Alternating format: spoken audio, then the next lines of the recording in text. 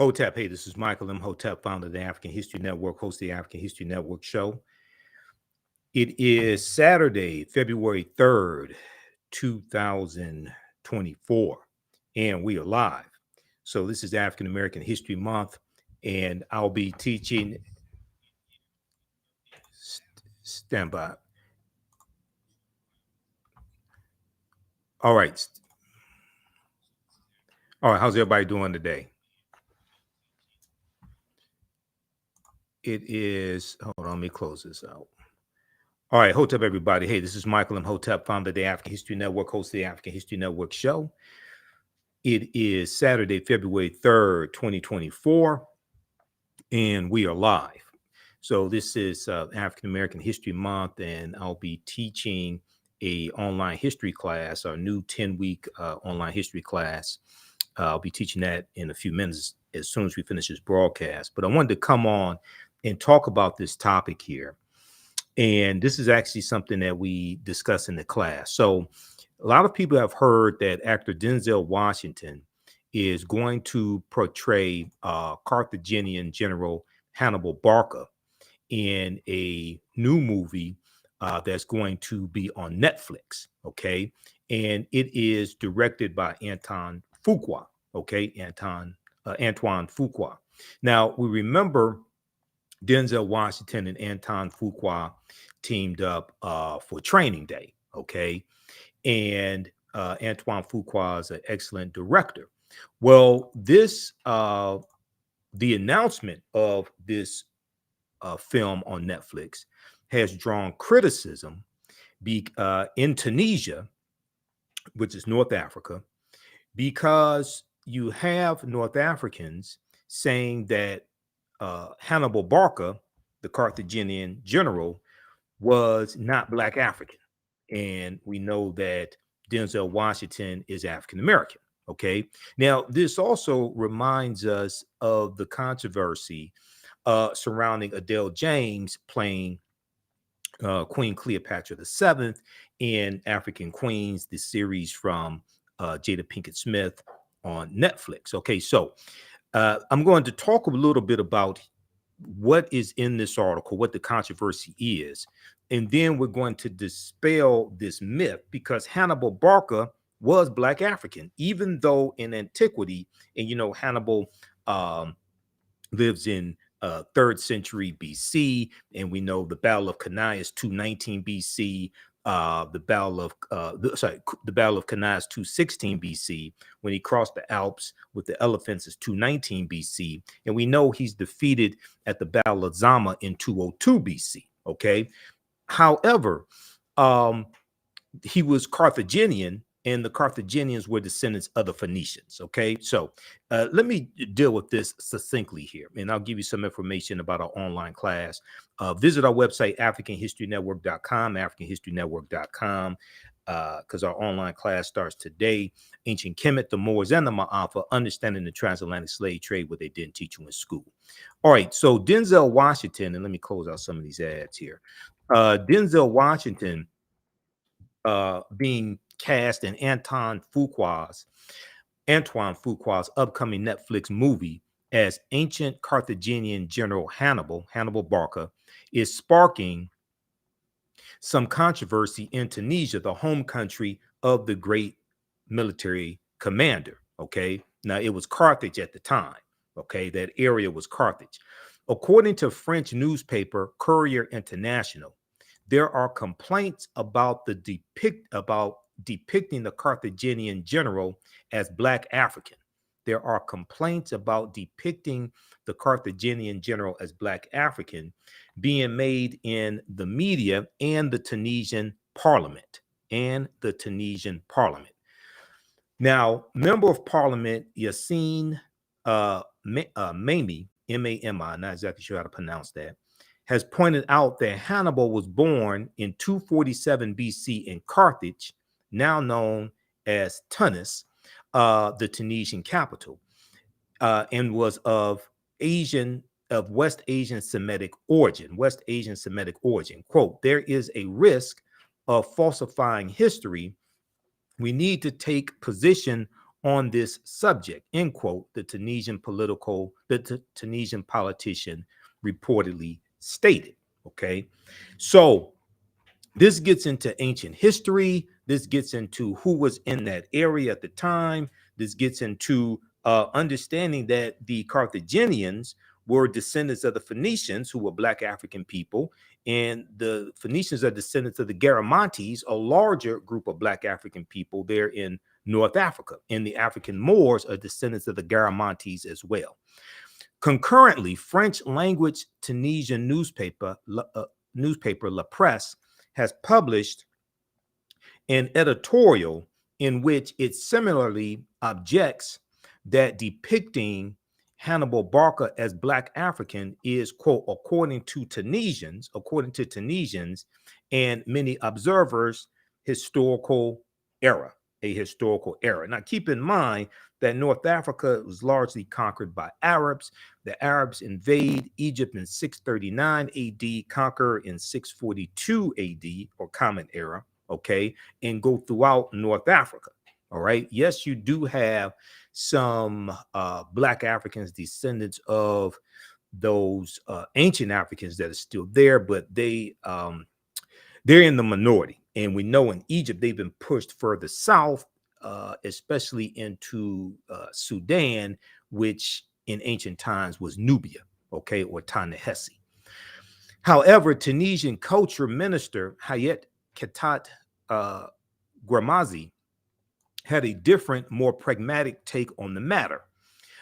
He said, he told the French newspaper Le Monde, it's fiction, it's their Netflix right, it's their right to do what they want, referring to Netflix. She said, Hannibal is a historical figure, and we are all proud that he was Tunisian, but what can we do? She went on to note that she is trying to negotiate with Netflix to shoot at least a portion of the film in Tunisia.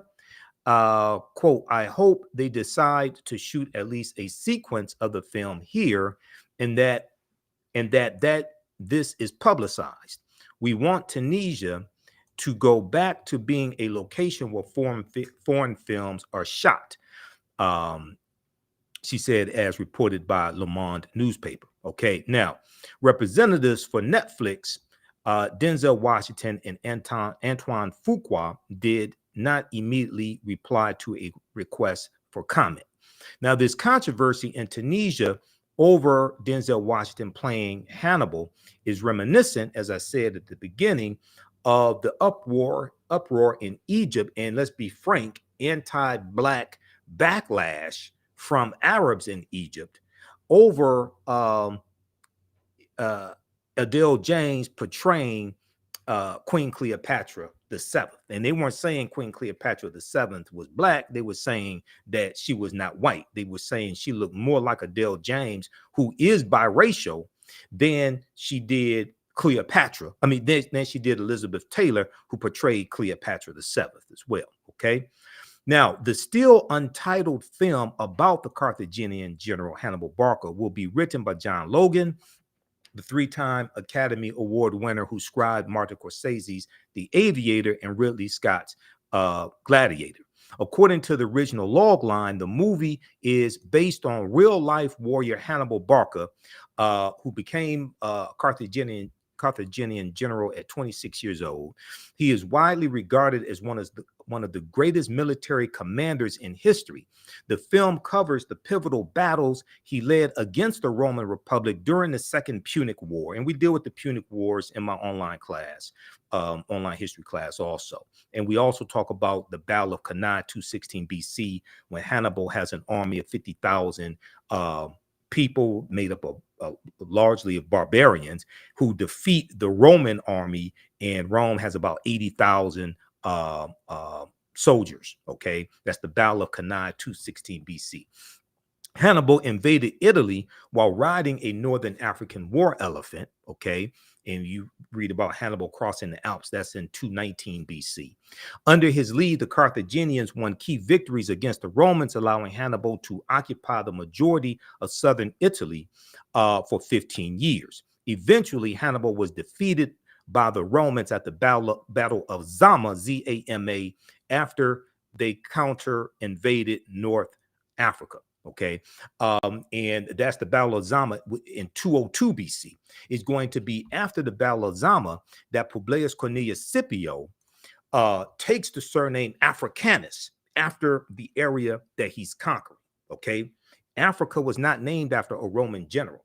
Okay, Africanus means belonging to Africa. People have this totally backwards, and we break this down in my class and provide you with the evidence as well. So what I want to do quickly here is I want to look at some information that I teach on dealing with Hannibal Barca. Okay, and these are actual slides from my class, but we deal with this myth, and we deal with distortions of Hannibal's depiction, and we show that Hannibal was Black African. Okay, now there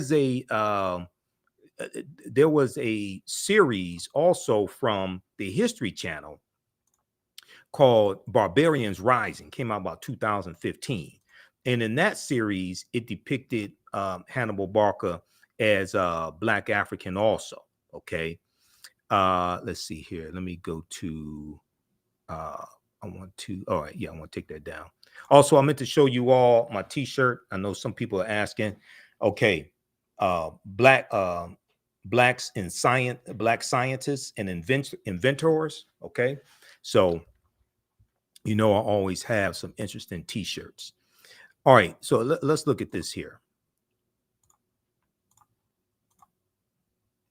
All right, now, Carthage was founded in 813 BCE, before the Common Era. Carthage exists from 813 BCE to 146 BCE or BC. And Carthage is destroyed by the Romans. Okay, so when you read about the Punic Wars, that deals with the wars between Carthage and Rome. Now, let's see here. Let's back up for a minute. Okay. Now, Carthage was founded in the 9th century BCE on the Gulf of Tunis. From the 6th century onwards, it developed into a great trading empire covering much of the Mediterranean and was home to a brilliant civilization. In the course of the long Punic Wars, Carthage occupied some of Rome's territories before finally being destroyed by its rival in 146 BCE. If you watch the fantastic documentary about Dr. John Henrik Clarke, a great Grandmaster Scholar Warrior, Dr. John Henrik Clarke, he talks about Hannibal Barca. He talks about the Romans, okay, the Carthaginians as well, okay. All right, here, hold on just a second. He talks about the Carthaginians as well, and the effort by Rome to destroy the Carthaginians. Okay, let's continue here.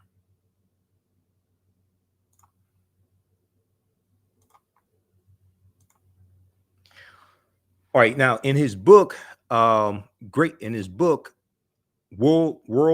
Men of Color, Volume 1, history scholar Joel Augustus Rogers, J.A. Rogers, asserts the Carthaginians were descendants of the Phoenicians, a Negroid people, and that in fact, until the rise of the doctrine of white superiority, Hannibal Barca was traditionally known as a Black man. Until the rise of white supremacy and white superiority that we see taking place as Europe is moving out of the Dark Ages, going into the Renaissance era. So the 1300s, 1400s, and then we see exploration in the 1400s. As they're moving out of the Dark Ages into the Renaissance era, and it's going to be the teachings from the African Moors that bring Europe out of the Dark Ages, the teachings coming from the Nile Valley region of Africa that the African Moors take into Europe beginning in 711 AD. We're going to see as Europe becomes powerful, starts conquering people's lands, enslaving people, extracting mineral wealth, gold and silver from people's lands, setting up plantations, sugarcane plantations especially. we're going to see a rise in the European phenotype, and we're going to see a reinterpretation of historical or mythological figures that were depicted historically as African. Okay, so Michelangelo paints the Sistine Chapel and uses his aunt and uncle as the images of Adam and Eve and paints God as white. We see Hannibal Barca reinterpreted as European. We see Zeus, who was the king of the gods, and in the mythology, in Greek mythology, it tells you Zeus came from Ethiopia. These were Black Africans, but Zeus gets reinterpreted as European. Okay, we see Hercules, who was Black. Okay, coming from Greek mythology, Hercules reinterpreted as European. We see the Black Madonna and Child, okay, who comes from Osset, okay, Isis. We see her get reinterpreted as European.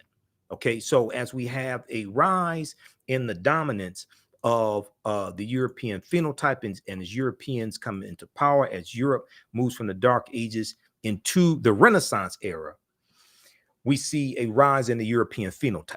And we're still suffering from the side effects of that rise of the European phenotype today. This is why, as African people around the world, including African Americans, we have to take our minds back. We have to take our minds back. And Black History Month can serve as the catalyst for that process of taking our minds back. Black History Month, created by in 1926 by Dr. Carthage Woodson, who co-founded the Association for the Study of Negro Life and History, September 9th, 1915 in Chicago, Illinois.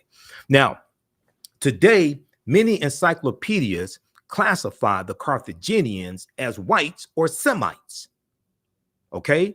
Today, many encyclopedias classify the Carthaginians as whites or Semites. But ancient Greek and Roman eyewitness accounts paint a different picture. The indigenous people of Carthage were called the Afeers. The indigenous people of Carthage were called the Afeers, A-F-E-R-S. Ancient Roman poet Virgil, in his poem Mortem, M-O-R-E-T-U-M, speaks of a woman from the Afeer or Afar, A-F-A-R, also known as the Afra race, A-F-R-A. He says of this woman, Virgil says of this woman, and all her figure proves her native land. Her hair was curly, thick her lips, and dark her color. Okay, and all her figure proves her native land. Her hair was curly, thick her lips, and dark her color. Now, in Library of History book 20, XX, Roman numeral 20, XX, Greek historian Diodorus mentions a Greek lieutenant named Agathocles, who defeated a people in the area of present-day Tunisia, who were the same hue as Ethiopians. Now, are you talking about white Ethiopians? No, they're talking about Black African people. Okay? This is how, when Europeans come out of the Dark Ages, they reinterpret history through a European cultural paradigm, and that's putting it politely, because a lot of the stuff they just lied about. Okay, stealing people's lands and then lying about who was there. But colonizing, Dr. John Henry Clark talks about how Europeans colonized history, Europeans colonized imagery, but also they colonized the image of God. And when you study, when the Moors go in 711 AD, the Black Madonna and Child, the statues, the figure, the worship of the Black Madonna and Child is all throughout Europe. The European country, according to Runoko Rashidi, in the book Black Star: The African Presence in Early Europe, this book right here, and this is one of the books we use in the class. France probably has the most depictions of the Black Madonna and Child, with approximately 300. Okay, France has approximately 300. That's page 51 of Black Star, the African presence in early Europe. And if we look here quickly, you see on pages 90 and 91, you see depictions, statues, paintings of the Black Madonna and Child that are still in Europe today. Okay. But they've got us worshiping Europeans when Europeans used to worship African people. I'll be damned. Now, this is the type of information that needs to be incorporated into every Black History Month celebration, especially in the churches, This is probably why I don't get asked to speak at a lot of Black History Month celebrations, because I don't do okie doke slave Black History Month celebration speeches, and I don't teach history to make white people feel comfortable with the oppression of African people. I don't do that. Now, I don't teach it with the intent of making white people feel guilty either. I just deal with the history. But we don't do no Negro We Shall Overcome Black History Month celebrations. That's disrespectful to Dr. Carter G. Woodson and the Association for the Study of Negro Life and History. We don't do stuff like that. Okay. All right. Now, okay, let's continue, because I got to teach this class. Now, if you like this type of information, how's everybody doing? I'm Michael Imhotep, founder of the African History Network, host of the African History Network show. You see me on Roland Martin Unfiltered every Friday. You see some of my broadcasts. You see my reels on Instagram and all that, okay?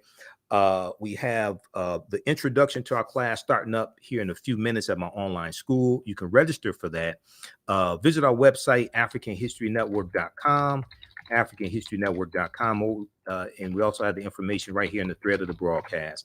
Ancient Kemet, the Moors, and the Ma'afa, understanding the transatlantic slave trade, what they didn't teach you in school. Okay, this is a new 10-week online history course that I teach. We're going to do an introduction today, as soon as I finish here. And we deal with thousands of years of history and what leads up to the transatlantic slave trade taking place. Okay, and this is over 200 slides that I put together. We have 80 to 100 articles that we reference.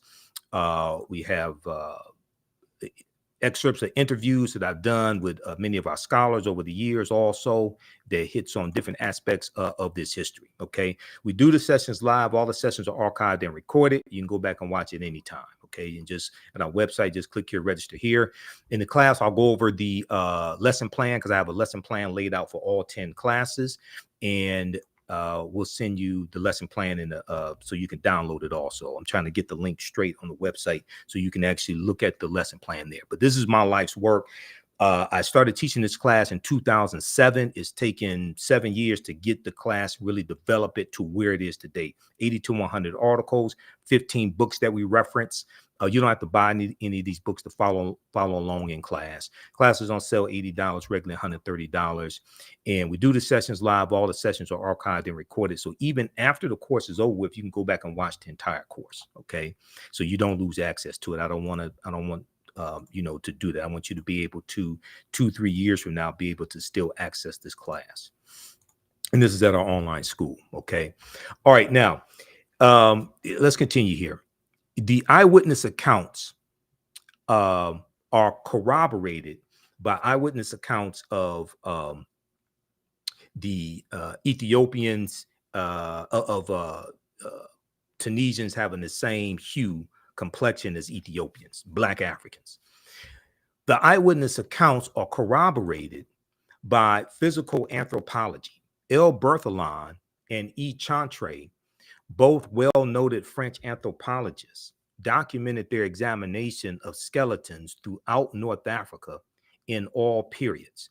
They noted that the remains of both upper and lower class individuals of ancient North Africa were representative of the Negroid race. They're saying these were Black Africans. Okay, these weren't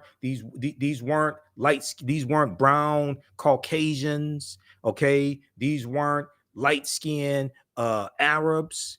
These weren't dark-skinned Europeans. These were Black African people. And there's a huge effort and a continuing effort to distort this history so you can reduce African people to just slavery and being conquered. They don't want to show, and even in media, in the movies, they do not want to show African people ruling the world. Why? Because whatever's disseminated becomes imitated.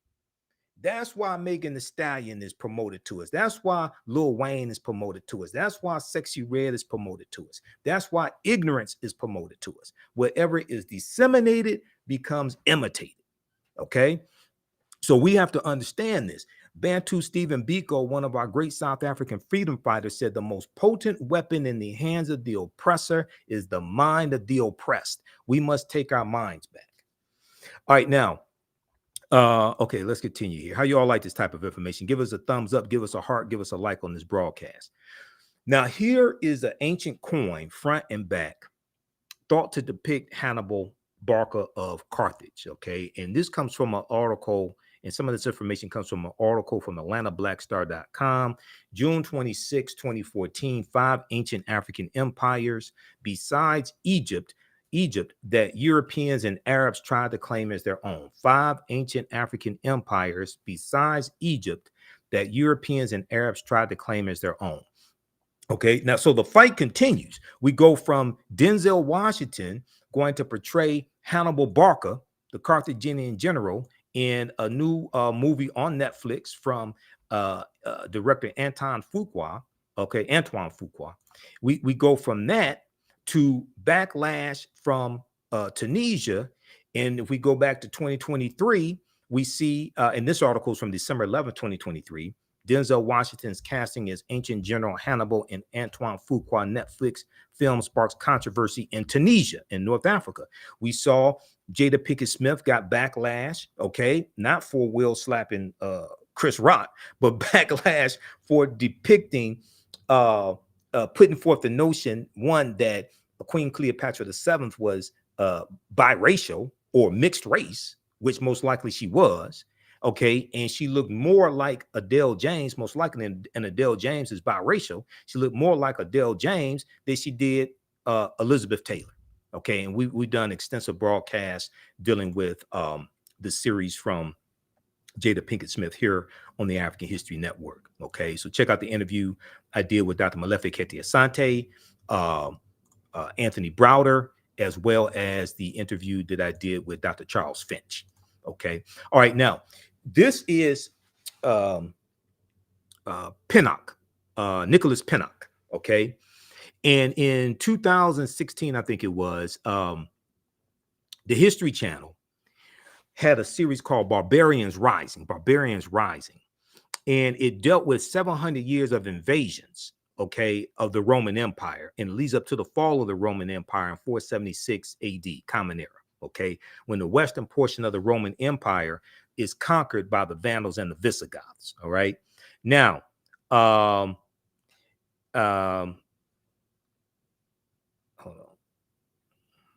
on. Conquered by the Vandals and the Visigoths. Okay. So the first installment dealt with Hannibal Barca, and they talk about the Battle of Cannae in 216 BC, and Black British actor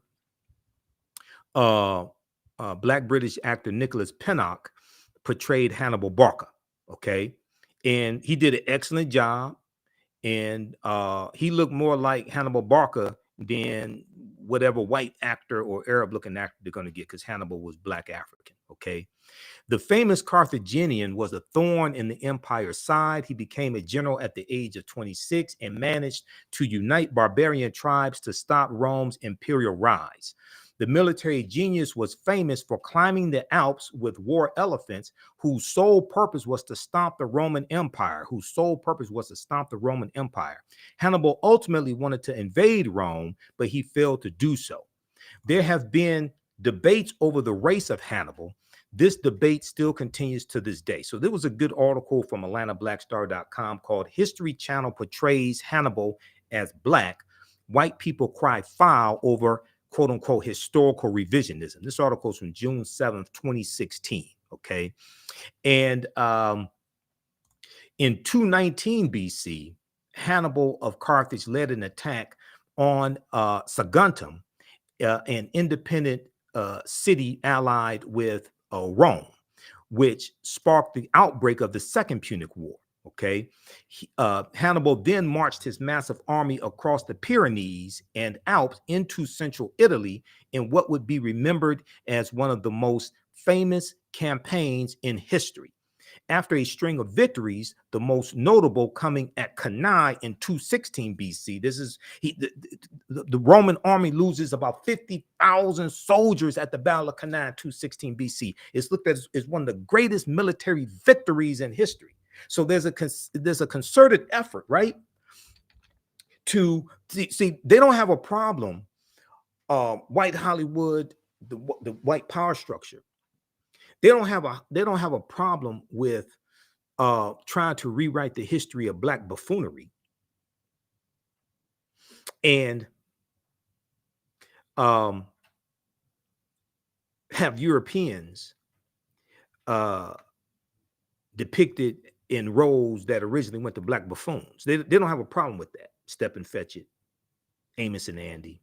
Even though Amos and Andy, when it was a radio show, was created by two Jewish men, Freeman Gosden and Charles Correll, two white men, Freeman Gosden and Charles Correll. They oftentimes perform the radio show in blackface. But then when it goes to television, then they had to have African-American actors. So if you ever heard of the Amos and Andy radio show that started in the 1920s, that comes from the minstrel shows. The minstrel shows were created by T.D. Rice, Thomas Dartmouth Rice, about 1828, 1829, who's known as the father of minstrelsy. Okay. And is okay. So I'm gonna have to slow down because I gotta teach this class and see all this. We get into all this. This is a 10-week online course, but let me just show you something here. Let me just show you this right quick. This is T.D. Rice. So this is why the minstrel shows were so damaging, because it created the stereotypes of the coon and the mammy and Jim Crow. Okay, coming from the song "Turn Around, Jump Around, I Jump Just So." Every time I turn around, I jump Jim Crow. Right. If we look here at this slide here, this is T.D. Rice, Thomas Dartmouth Rice, in a sketch portraying the Jim Crow character that he created. He was known as a Ethiopian delineator, and he performed in tattered torn clothing, put on blackface, developed the Southern dialect to imitate African slaves, and he performed this on stage. It became so popular that other white men did the same thing, and then they started creating minstrel show. They created minstrel show companies, and they toured throughout the U.S. and toured throughout Europe, projecting these negative stereotypical images of African people during slavery, but then also after slavery. Okay. And one of the most diabolical, one of the most destructive movies in history was the movie The Birth of a Nation, that debuted February 8th, 1915. And all the negative stereotypical images of African people was shown in this movie, The Birth of a Nation. Okay. And most of the images of African Americans were white people in blackface. So this is why you see me go after negative images of African people in the media today, because I understand this history. I've been studying history 33 years. I'm a historian. I know the weaponization of imagery and media. This is not entertainment. This is programming. This is not entertainment. This is programming. Race riots broke out in the street because of the movie The Birth of a Nation. The Ku Klux Klan was rejuvenated because of the movie The Birth of a Nation, because the Ku Klux Klan were the heroes of the movie. Okay, long story short, the movie takes place during slavery in Piedmont, South Carolina, during slavery, the Civil War, 1861, 1865, and the Jim Crow and the Reconstruction era, 1865, 1877. You can watch the entire 3-hour movie on YouTube. It's a silent movie. There's a scene that depicts a black man raping a white virgin in the movie The Birth of a Nation. This movie caused race riots in the streets. And what's interesting is we had enough sense to protest against that movie, lead protests in Boston, lead protests in California when the movie came out. Today, we don't have enough sense to protest negative corporate-controlled hip-hop that puts forth some of the same negative, stereotypical, dehumanizing images. We had more sense back then. Okay, let's see here. How's everybody doing? All right. So let me wrap it up. I'm gonna wrap it up here. How do you all like this type of information? Give us a thumbs up, give us a heart, give us a like on this broadcast. Visit our website, theafricanhistorynetwork.com, theafricanhistorynetwork.com. You can, because I'm ready to jump off and go to our online school and teach this class. But visit our website, theafricanhistorynetwork.com. You can register for this 12-week online history class that I teach, Ancient Kemet, one of the original names for Egypt, the Moors, and the Ma'afa, understanding the transatlantic slave trade, what they didn't teach you in school, okay? And before I go, I got to show you this quickly. So, because I hear so many people putting out this misinformation, saying that Africa is named after a Roman general, Publius Cornelius Scipio Africanus. That's false. It's the other way around. It's the other way around. Publius Cornelius Scipio Africanus fought in the Second Punic War. He dies in 183 BC, okay, which is also the same year that Hannibal Barca dies, all right? Now, I consulted Cassell's Latin and English Dictionary. I was doing a presentation for African Liberation Day here in Detroit back around 2012, 2013, something like that. And this was one of my topics. Africa was not named after a Roman general named Publius Cornelius Scipio, okay?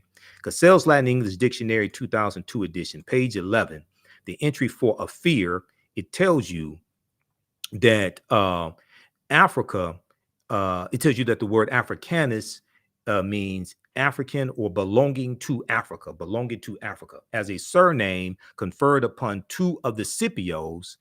Okay, now, so his last name was Scipio. Is after the battle of Zama in 202 BC that he takes the surname Africanus, meaning belonging to Africa. The prefix Afri is in reference to a people called the Afri who lived in Algeria and Tunisia, a Black African people. So we reference pages 14 and 15 of African People and World History by Dr. John Henrik Clarke. And it says here, the Nile Valley's first age of high cultural grandeur lasted until the eve of the Christian era. Some aspects of it survived the Greek and Roman occupation of parts of North Africa. After this rise and decline of Greek civilization and the Roman destruction of the city of Carthage, Carthage is destroyed in 183 BC. The Romans organized the conquered territories into a province they called Africa. Okay, after the Romans, after the rise and decline of Greek civilization and the Roman destruction of the city of Carthage, the Romans organized the conquered territories into a province they called Africa.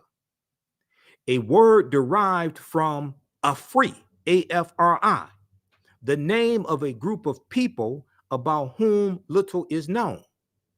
This was a new name because previously all dark-skinned people were called Ethiopians, since the Greeks referred to Africa as Ethiopia, which in Ethiopia means the land of the burnt-faced people.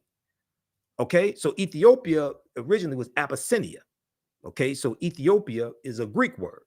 All right, so but the Afri were a group of Black African people in Algeria and Tunisia. Tunisia used to be called Carthage. The Carthaginians are descendants of the Phoenicians. The Phoenicians are descendants of a larger group of people called the Garamantes, who also the African Moors were descendants of as well.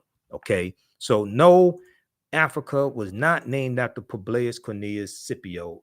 It's the other way around. He took his surname Africanus after he defeats Carthage in the Battle of Zama and defeats Hannibal Barca 202 BC in the Battle of Zama, Z-A-M-A. And if you read the article from history.com called Hannibal, in that article, it tells you that he took his surname after the Battle of Zama. So can we please Okay, stop this simple Simon nonsense, just putting forth BS with no research. Haven't done any research on it. Just throwing out nonsense. Okay. All right. Also, if you like this type of information, you can support the African History Network, $ the AHN show through Cash App, $ the AHN show through Cash App. Also through PayPal, paypal.me/the AHN show.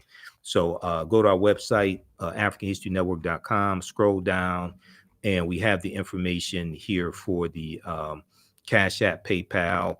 When you click on that, this is our official Cash App account, $ the AHN show, SHOW. When you go to it, it says Michael. These other ones are fake African History Network Cash App accounts. I'm still trying to get shut down because people have been stealing money from us. Okay. These are not ours. They're using our logo, all that stuff. I put the link here. You click on the link and it has our QR code here as well. Okay. All right. So look, I have to get out of here. We have the link for the class here in the thread of the broadcast. Also, register for the full class. That helps us keep doing the research, stay on the air, keep broadcasting. If you want me to do a presentation for your group or organization, please email me through the website or email me at ahnshow@theafricanhistorynetwork.com, ahnshow@theafricanhistorynetwork.com. And we can set that up either in person or virtually if you want me to do a presentation for your group or organization. Listen to the African History Network show Sundays, 9 p.m. to 11 p.m. Eastern Standard Time, right here on our social media platforms. Visit our website for more information about that. And watch me on Fridays on Roland Martin Unfiltered, as well on the Black Star Network on Facebook, YouTube, Roland Martin, Facebook, YouTube. Download the Black Star Network app. Okay. Remember, right now is correct wrong behavior. It's not over till we win. Wakanda forever. And we'll talk to you next time. Peace.